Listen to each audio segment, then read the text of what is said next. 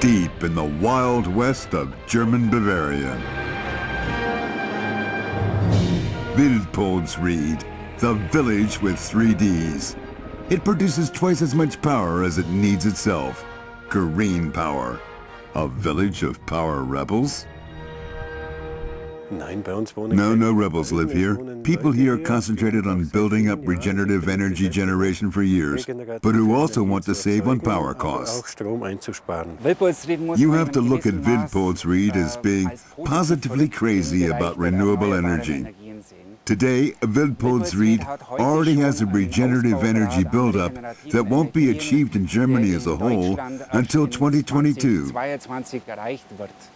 Accordingly, they already have all the problems we will have across the country in the year 2022.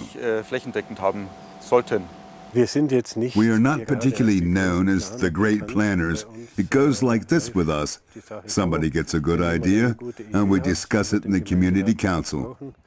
Decisions are made fast and quickly carried out. One person influences another. That is natural in the Allgäu region, where people tend to be very thrifty. So thriftiness is an added factor. I don't have to buy what I can make myself.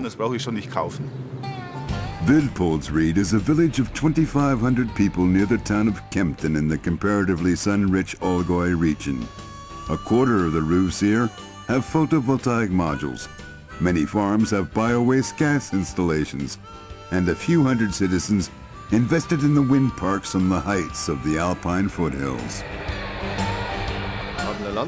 We have a dairy farm with 70 cows, operate a manure biogas installation, and also have numerous wind turbines which belong to all citizens. At least 200 investors in the windmills. That's a second business leg in addition to farming. And naturally, photovoltaic up on the roofs. That's all clear.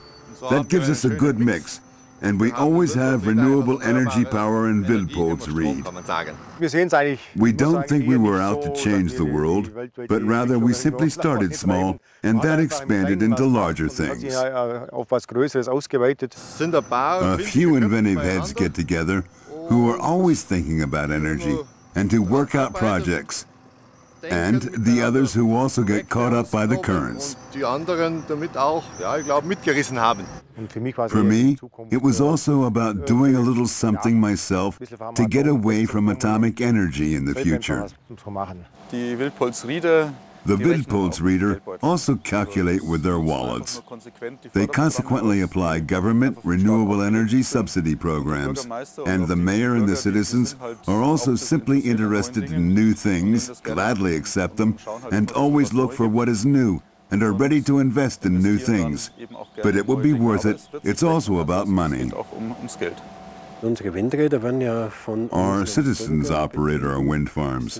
There are 2 more in planning, and if they are built, the installations will deliver 4 times more power than we consume.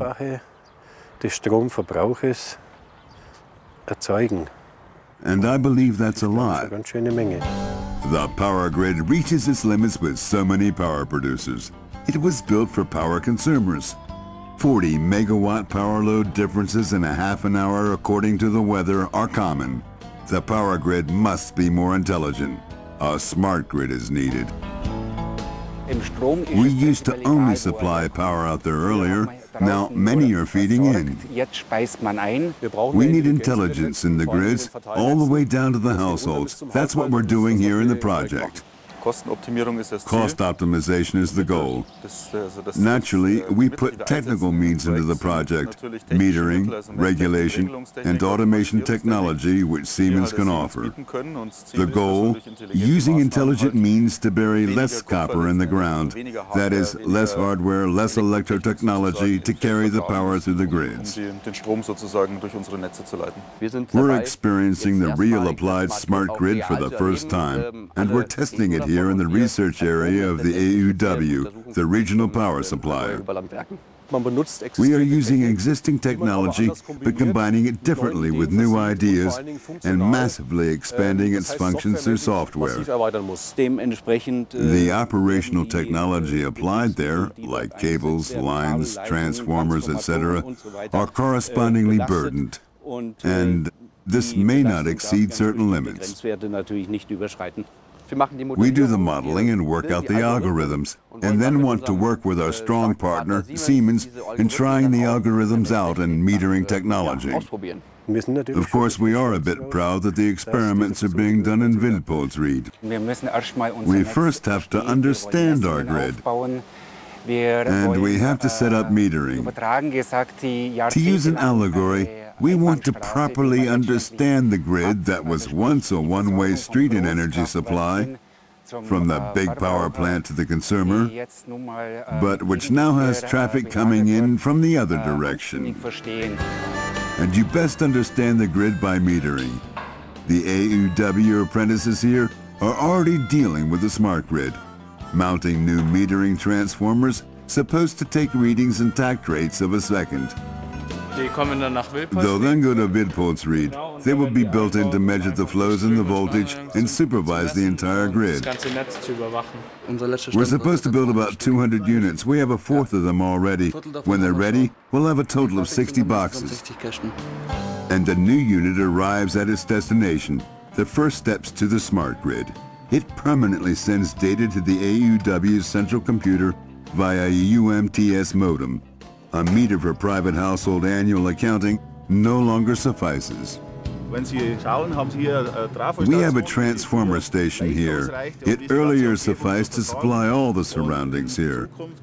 But in the future, based on all the feed-ins from solar or wind systems, we are forced to install larger transformers which do not fit into the old stations, and we have to plan extensions.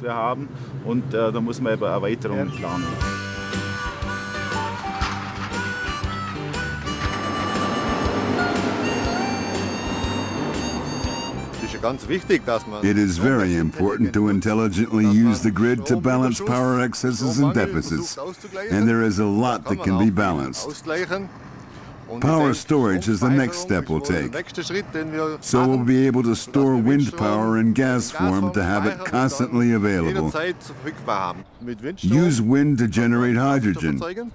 We also get a greenhouse gas in the biogas system, CO2. If you bring CO2 and hydrogen together, you get methane. And that is why we can also use wind to replace biomass in order to always have power and heat available. We can do targeted feed-ins to bridge periods of low wind and power. New ideas are always coming. There's no end to it. Our villagers are always coming up with new ideas. And the Wildpoldsrieders want to be up front in e-mobility as well, but not necessarily with e-tractors. There are many other innovations here. Ecology and economy together for the benefit of everyone. The village long-distance heat with the cogenerative power station, the plant-aided sewage treatment, the energy-efficient new building area, and the swimming pond is naturally kept clean by plants, all for the joint sustainable future. All in all, we're doing something ecological in all areas, and then we will have a future for the children. Farmers are connected to nature, and when you see how you can generate power out of nature and with nature, then it's the highest form of energy one can have. We have to pursue it and do it.